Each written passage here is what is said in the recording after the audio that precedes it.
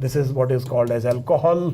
Alcohol में हम बात करते हैं इथेनॉल की, इथाइल अल्कोहल की। इसका जो है यूज़ अप्रूव्ड है, मतलब लोग जस्टिफाई कर देते हैं अल्कोहल कंजम्पशन को किसी ना किसी तरह से, लेकिन इसके बहुत बड़े नुकसान हैं। पहले तो एक चीज़ समझ लीजिए कि अल्कोहल जो है वो जब मेटाबोलाइज होती है आपकी बॉडी में तो एल्डिहाइड बनता है। सो अगर किसी ने मीथेनॉल कंज्यूम कर लिया, सो इथेनॉल की बात नहीं कर रहा हूँ, मीथेनॉल कंज्यूम कर लिया, बहुत डेंजरस है, तो वो फॉर्मेल्डिहाइड में कन्वर्ट होगा, और फॉर्मेल्डिहाइड बहुत टॉक्सिक है, बॉडी के लिए बहुत टॉक्सिक है। इसीलिए इस तरह की शराब पीने से लोगों में मॉर्टेलिटी, आँख की रोशनी चले जाना, किडनी फेल हो जाना, ये काफ़ी कॉमन चीज़ होती है।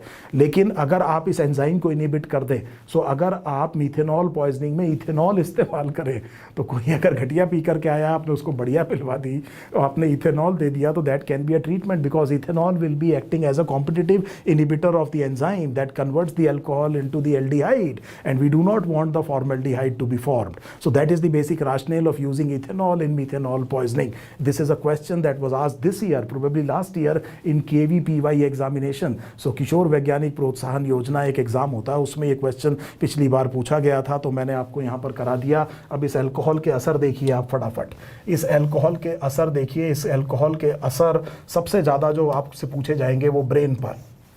सबसे पहला असर ध्यान रखिए सेरिबेलम।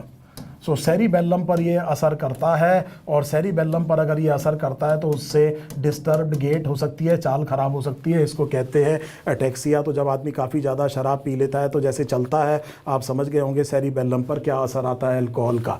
दूसरी एक और मसल में प्रॉब्लम आती है, वो है टंग, और टंग जो है इनकोहेरेंट स्पीच हो जाएगी, इनकोहेरेंट स्पीच, और सेरिबेलम की वजह से ही हमने ये कहा कि टंग का कंट्रोल गड़बड़ हो जाएगा, तो मुझे ये शब्द यहाँ से हटा देना चाहिए।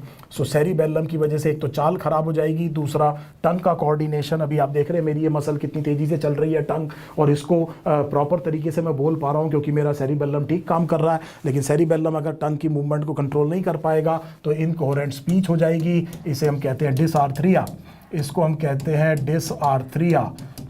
अब डिसआर्थरिया का मतलब यह है कि किसी आदमी ने बहुत ज़्यादा पिया हुआ है, तो आप उससे बात करके देखिए, जो वो बोलता है समझ में नहीं आ रहा, वो डिसआर्थरिया है, और जो वो चल रहा है उसे क्या कहते हैं, अटैक्सिया कहते हैं। ये बात सेल्फ एक्सप्लेनेटरी होनी चाहिए। एक और चीज़, it suppresses ADH, and therefore it increases urine output. ADH की सप्रेशन करता है, यूरिन आउटपुट को क्या करता है, इंक्रीज करता है। इसके अलावा अल्कोहल कंजम्पशन से टनल विजन हो सकता है। टनल विजन का मतलब ये हुआ कि जो विजन है वो करीब बिल्कुल सेंटर का तो रह जाता है, साइड का ख़त्म हो जाता है, और जो परसेप्शन है स्पीड का, डिस्टेंस का, वो कम हो जाता है। इसीलिए कहते हैं डोंट ड्रिंक एंड ड्राइव, क्योंकि टनल विजन है, आसपास के लोग नहीं दिखाई देंगे, केवल सीधा ही दिखाई देगा। और दूसरा, स्पीड और डिस्टेंस का जो परसेप्शन है वो डिरेंज हो सकता है। इसीलिए driving in an inebriated situation is not advise. ये वो चीज़ है। And alcohol removes inhibition. Alcohol removes inhibition. Paradoxical, the person may become violent. There can be abnormal excitation. लोग लड़ना शुरू कर सकते हैं. Violent behavior हो सकता है. Ultimately, it will suppress the CNS. Ultimately, लेकिन paradoxically, violent behaviors are known. People can commit crime, can enter into fight, and they are known to abuse people, etc., etc. ये सारा जो unsocial behavior है, ये इस inhibition के हटने की वजह से जा सकता है। आपने देखा ब्रेन के ऊपर काफ़ी सारे असर किसके हो सकते हैं, अल्कोहल के लिए जो दूसरा इंपॉर्टेंट चीज़ है that would be on liver.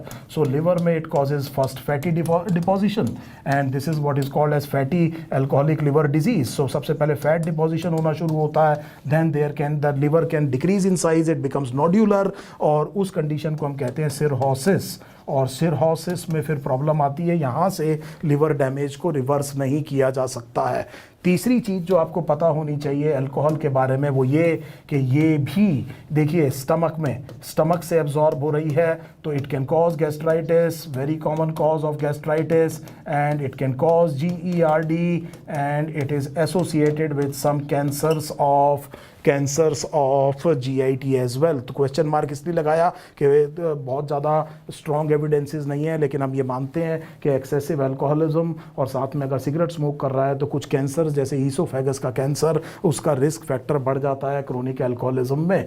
और इसके अलावा जो अल्कोहल के बारे में आपको पता होना चाहिए वो ये है what is called as the fetal alcohol syndrome.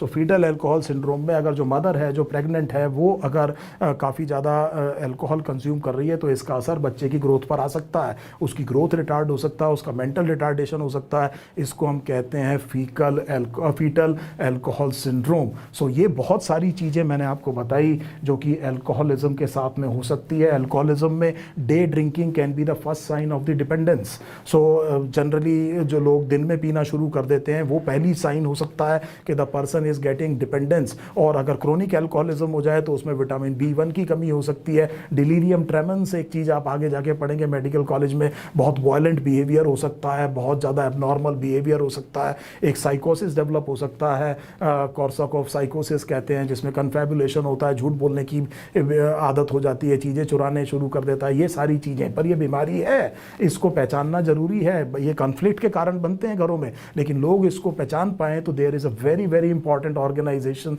That works worldwide and this is called as AA। इसको कहते हैं alcoholic anonymous. These people can be helped, इनको हेल्प किया जा सकता है to get rid of this problem. So like all other diseases this should also be dealt with sympathy and these people can be helped a lot. और याद रखिएगा alcoholic anonymous AA world wide NGO है, बहुत brilliant काम कर रहे हैं इस तरह के लोगों को मदद करने के लिए।